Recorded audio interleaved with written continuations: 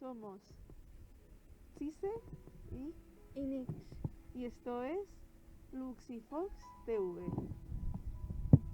Hoy vamos a hablar del síndrome de Asperger. Sí, y para ello tenemos aquí a alguien que padece este trastorno y lo hacemos con el objetivo de informar. Y dar a entender que no es solo un síndrome que padezcan los hombres, que pueden padecerlo tanto los hombres como las mujeres. Este síndrome está dentro de los trastornos del desarrollo y se incluye dentro del conocido como espectro autista. Por eso muchas veces se confunde el autismo con el Asperger, aunque no tengan nada que ver. Sí tienen algunos puntos en común, como que afectan a las interacciones sociales, a la comunicación tanto verbal, el hablar, como a lo no verbal, como pueden ser las expresiones faciales y corporales. Además de una gran resistencia a los cambios, tanto en el horario que ellos y ellas establecen, como en la forma de hacer las cosas. También tiene una inflexibilidad de pensamiento, lo que se conoce como cabezonería, al igual que tiene unos campos de interés muy estrechos y absorbentes. Lo que quiere decir es que se centran en estos campos de conocimiento y tienden a no salir de ellos. De forma general, las personas que tienen este síndrome suelen tener una buena memoria, sobre todo en cuanto a sus intereses concretos. Hay un rango de severidad de estos síntomas. Dentro de este síndrome, el niño o la niña que sea muy levemente afectado por este síndrome, normalmente no es diagnosticado y se le puede considerar el raro o la rara o el excéntrico o excéntrica. Sí, y esto que acabáis de oír es la definición de lo que es el síndrome de Asperger, ¿vale? Y ahora, para entender un poco más, yo voy a hacerle unas preguntas que me he preparado con ella y pues las va a responder y así pues ahondamos más en el tema. Cuando quieras. Lo primero, ¿qué es lo que hace difícil diagnosticar el Asperger?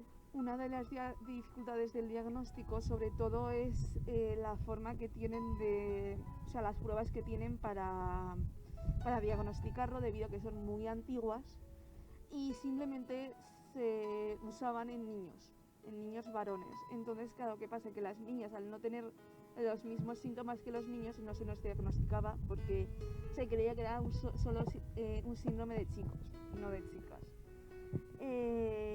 Además que muchas veces incluso a niños no se les diagnostica pronto porque no parecen tener el síndrome, como ya he mencionado antes. Bueno, pues eso está muy bien saberlo, la verdad, porque yo tampoco sé mucho y viene este tipo de cosas. Pero bueno, continuemos. Este trastorno, yo por lo que he leído, se confunde mucho. ¿Por qué llega a confundirse este trastorno con otros? Por ejemplo, te voy a poner el ejemplo del déficit de atención con hiperactividad, debido a que en los dos trastornos, en el caso del Asperger se considera un síndrome, pero bueno, da igual, se conoce con los dos nombres, porque básicamente no prestamos mucha atención. Y normalmente en el déficit de atención tampoco se presta mucha atención, es como si estuviéramos los dos en las nubes. En el caso de las chicas, por ejemplo, que no se nos diagnostica mucho, se nos puede diagnosticar con trastorno del aprendizaje del lenguaje no verbal, porque no entendemos el lenguaje no verbal, como ya he mencionado antes, con trastorno de ansiedad generalizada o social, con trastornos y con trastornos alimenticios, porque tenemos una forma de comportarnos muy diferente, pero no se nos encaja en el Asperger porque somos muy verbales, podemos hacer cosas que ya luego en alguna otra pregunta responderé. Sí, y bueno, quiero puntualizar que se puede llamar que es un trastorno o síndrome, porque antes he dicho síndrome y en esta pregunta he dicho trastorno. Por eso, que se puede llamar de las dos formas, o sea... Lo puntualizo por si acaso no se ha oído claro o no se ha entendido, lo que sea. Bueno, continuamos. ¿Es cierto que en esta sociedad se sabe poco de esto? A ver, desde mi punto de vista, la sociedad sabe muy poco de este síndrome o trastorno, porque normalmente se ven las estereotipas y los estereotipos de este trastorno. Entonces, se sabe, pero solo los Asperger más, o sea, que se nota más que son Asperger, no se sabe mucho más allá y se cree que todos los Asperger o las Asperger nos comportamos de la misma forma cuando no es cierto. Eso sí, se ha empezado a mostrar más en la gran pantalla diferentes puntos de vista del mismo trastorno o síndrome. Entonces eso está muy bien porque tenemos el caso de, por ejemplo, Sheldon Cooper o... Aunque no se ha dicho claramente que tenga. No, pero cualquiera que tenga cierto conocimiento de este síndrome ve que él es un Asperger. O, por ejemplo, Amy, que es la pareja de él, que tampoco se menciona en ningún momento, pero sí se puede vislumbrar que tenga, aunque sea muy levemente, este síndrome. O un caso que se nota mucho que tiene este síndrome es en el caso de la serie de Bones, la protagonista, que se llama Huesos. Brennan es lo que se llama estereotipia de un Asperger. Vale, un poquito yendo por aquí, para dejar claro, hay como diferentes niveles, Sí. igual que en varios trastornos similares, ¿no? Sí. O sea, que hay gente que no habla nada, hay gente Sí. que habla, para Sí, dejarlo se claro considera, esto normalmente es más en el autismo, pero en Asperger también se cuenta que los Asperger verbales, que son los que hablan, y los no verbales, que son los que no hablan. En el autismo se ve sobre todo más porque normalmente son no verbales, o sea, los que no hablan. Se pueden comunicar mediante señalando las cosas, pero normalmente no hablan. En el Asperger, en este caso, también hay, aunque no tanto. Sobre todo somos más verbales que los autistas, que las personas con autismo. Y esa es una de las grandes diferencias entre los dos trastornos. Bueno, y ahora has dado un poquito has sacado un poco a relucir, digamos. Esto has hablado un poco de las diferencias, pero te lo voy a preguntar igual. ¿Qué diferencia hay del Asperger en un niño o en una niña? A ver, O mujer y hombre, o como quieras sí. llamarlo. A ver, hay muchísimas diferencias partiendo de la base de que también hay diferencias en el mismo sexo, porque cada persona es diferente y hay que puntualizar que incluso yo suelo decir persona con autismo cuando está mal dicho, y hay que decir persona, o sea, no es una persona autista, sino es una persona que tiene o que viene con autismo o con lo que sea, o sea, o que viene con sordera, que viene con ceguera, porque cada persona es diferente. Entonces el Asperger o el autismo, lo que sea, se puede manifestar diferente en cada persona, incluso en el mismo sexo. O sea, no es lo mismo Juanito que tiene Asperger que Pepito que también tiene Asperger. Son dos personas diferentes. Pero las grandes diferencias entre hombres y mujeres son, bueno, pues que las mujeres tendemos a hablar más, a ser más abiertas, a ser capaces de encubrirlo mejor. O sea, lo que se llama el masking. Vale, de esto vas a hablar un poquito más adelante, pero para puntualizar, para dejarlo finiquitado, lo que quiere decir Chise es básicamente que hay diferencia no solo entre el sexo, entre personas también, pero al final como en todo, en personalidad, en inteligencias, en todo, básicamente. Sí. Vale, ¿crees que es importante el trato igual entre personas con Asperger o otro trastorno de cualquier tipo y las personas que no tienen ninguno? A ver, sí que me parece importante el que se nos trate de forma igual, pero partiendo de la base de que somos personas que en nuestro cerebro, por las funciones neurológicas, funciona algo diferente.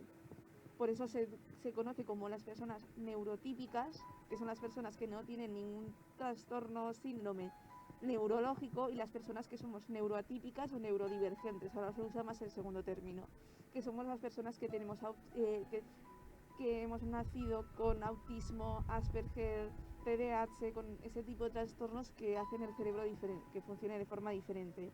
Pero una vez que sabemos eso y que sabemos cómo podemos ayudar a las personas con Asperger, por ejemplo, es decirle las cosas claras, pues mañana vamos a quedar a las 8 de la mañana en tal sitio. Pues una vez que se hace eso, se les trata de forma igual.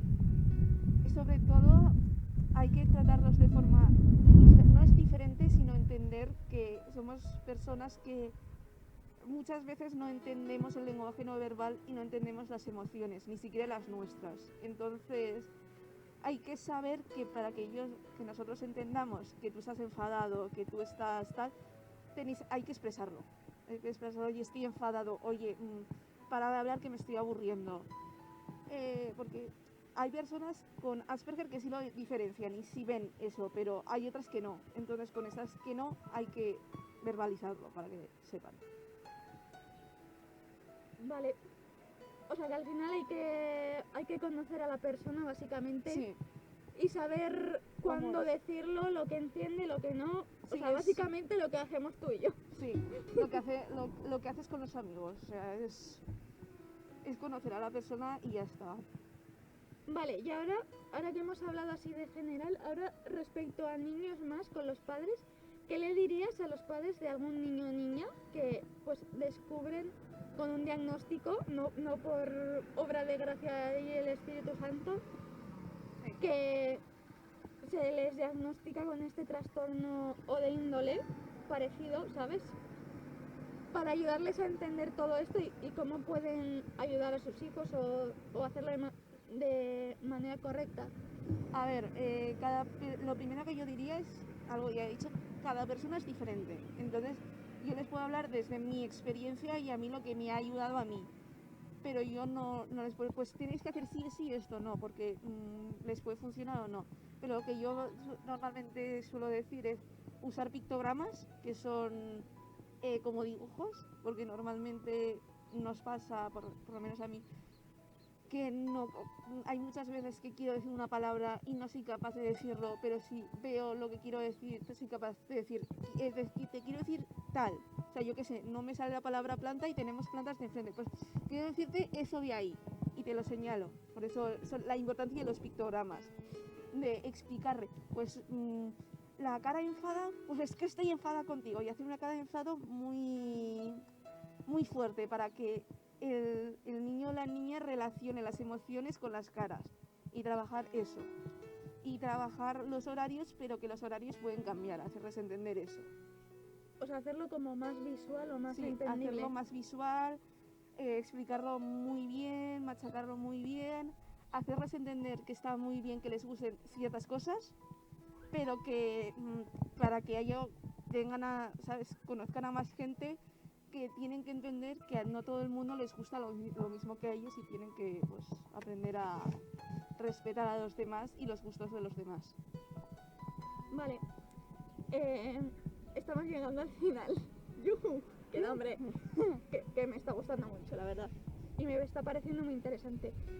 Tú que tienes Asperger, ¿qué dirías que es un día a día normal para ti? En cuanto a relaciones sociales, porque supongo que harás lo que todo el mundo hace. A ver, mi vida social es un poco diferente al del resto, creo, pero el que me cuesta mucho prepararme psicológicamente antes de quedar con alguien, porque para mí es mucho esfuerzo, porque muchas veces no comprendo a otras personas. O sea, con personas que son muy cercanas no tengo ese problema porque sé cómo son y no me cuesta comprender por qué hacen cosas, cómo me dicen cosas, por qué me dicen cosas, que van a broma, que no va a broma, que es ironía, que no es ironía, el sarcasmo y todo eso, lo entiendo. Pero con personas que no tengo tanta confianza me cuesta mucho. Pero por eso, porque no sé cómo tengo que comportarme. ¿Y por qué no las conoces? Y porque no las conozco, pero una vez que tengo cierta confianza o cierto conocimiento de cómo es esa persona, es vida normal como una persona que no tendría el síndrome. Vale. Y para finalizar, ¿este trastorno te ha traído solo cosas malas o cosas buenas?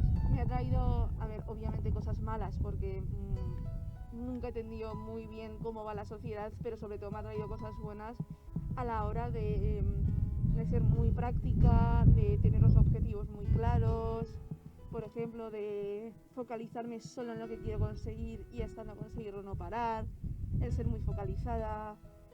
centrarme mucho, el tener la capacidad de decir, va, pues yo, por ejemplo, hablando también, que igual podemos hacer otro podcast de esto, son los tipos de memoria que tiene cada una persona, que son 3, pues saber qué tipo de memoria tengo yo, es la auditiva, y luego tienes la kinestésica, que es la de hacer cosas, y la visual, que es, pues yo me quedo cuando lo veo, pues saber qué tipo de memoria tengo, y pues me ha traído eso, muchísimas cosas buenas en cuanto al poder conseguir mis objetivos. Y eso está muy bien. Y bueno, para que se normalice todo, que al final yo creo que hay que normalizar, y lo más importante, yo creo que hay que empatizar y hay que ver que hay personas de un montón de tipos.